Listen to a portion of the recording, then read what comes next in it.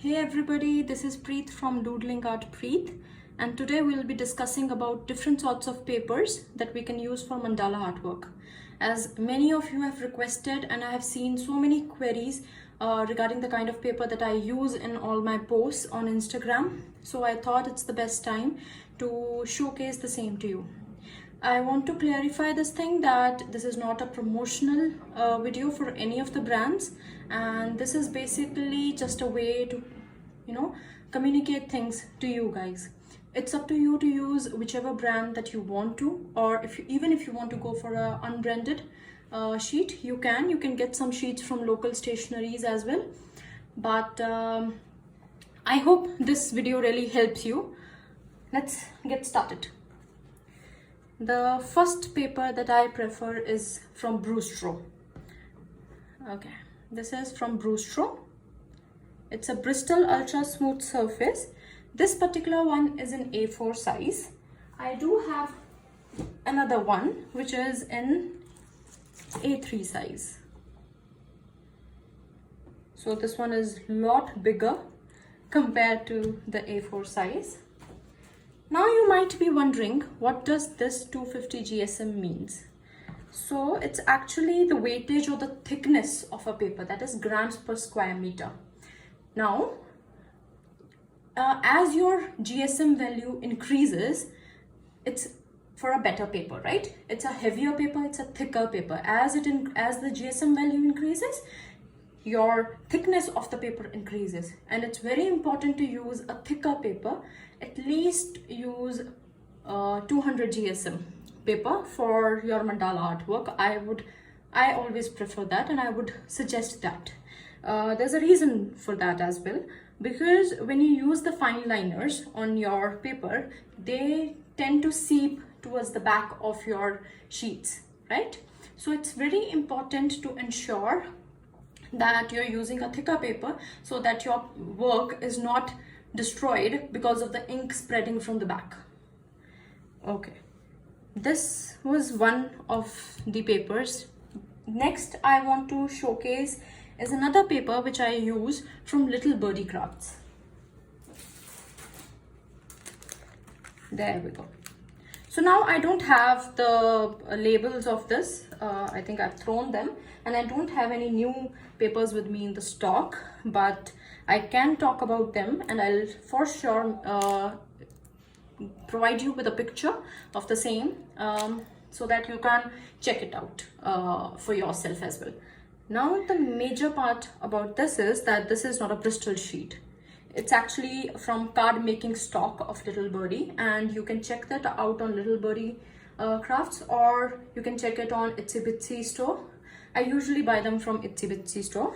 If you're in India, it's always best to go for itsybitsy because they have a collaboration with Little Birdie. Okay, so now you might be thinking why I'm using a card making stock. Major part is that the card making stock is always thicker. It's thicker compared to the normal paper or normal chart paper. So it provides enough thickness, and it's a 200 GSM paper, so it provides us with enough thickness to go ahead and make mandalas on it.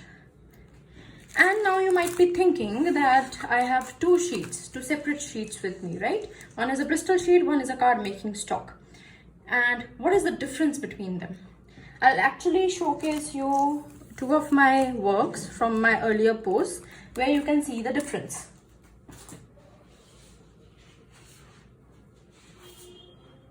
There we go. So this one has been made on a Bristol sheet, whereas this one has been made on the Little Birdie card making stock. Now the major difference is the whiteness of the two papers. The Bristol sheet is a little creamier, whereas your card making stock is pure white. It's titanium white. So if you are actually looking for something where you want a complete white background instead of a creamish touch, you can go for this one. Otherwise, there is no major difference in both of them. They're equally thick. Okay. Next, we move on to black paper. Now, if you are aware of jelly roll pens, then you know that we cannot just use them on white. You can use them on white, but the thing is that it wouldn't showcase the beauty that they have on a white paper. So instead of using a white paper, we go for a black paper. Again, this one is from Little Birdie and it's from the card making stock of theirs, and it's beautiful. This paper is beautiful, and I have one of my artworks completed on it. There. I've used the jelly roll pens on this. There is another size available in the same. I don't have the initial package of it, but there you go. This is 12 by 12 inches size. I've completed one artwork on this as well. So I hope this helps you guys to understand that this is 12 by 12 inches. This one is 12 by 9 inches. So this is A4, but this is a square size. I haven't seen A3 sizes in black paper, but if any one of you have, do let me know. I would love to look for them as well.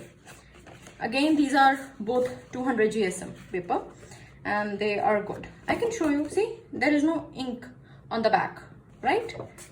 Even for my other works, you can see this is your Bristol sheet. Okay, I have something here. Okay, so this is a Bristol sheet and I don't see any ink marks on the back. So that is how it really helps. Next, now we'll move on to brown sheets. I think some of you might have seen this. It's a Little Birdie handmade scrapbook, and the paper is in brown shade instead of white or black. It's in brown shade and it's very handy to use. See, I've done certain artworks on it.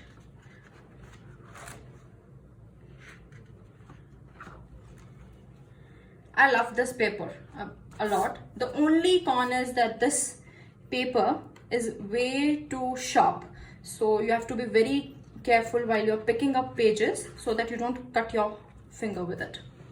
Paper cuts are very normal with this sheet. Now you might have seen that this is a spiral, right? So I have a lot of collection. I have the collection in form of pads. I also have them in spirals. It's up to you if you want a glued pad or you want a spiral pad. I usually go for glued pads, just like you saw in my earlier ones, or the loose sheets, because I try to keep them in a folder, a display file kind of folder, right? But this one I went for a spiral one because I wanted to maintain my black ones here only. Again, the size of this is 12 by 12 inches. This is in a square shape. You can get it in other sizes as well. I've seen a number of sizes in the itsybitsy store for this one. Moving on, if you are actually thinking of drawing mandalas on a watercolor background, you need a watercolor paper. You cannot simply go for the Bristol sheets because the Bristol sheets will warp. They don't have the enough grams, GSM actually, grams per square meter. They don't have enough GSM to hold the water in them, right? Okay. Two of my works are here. And these are on watercolor paper. I'm not sure if you can see the difference in both the papers,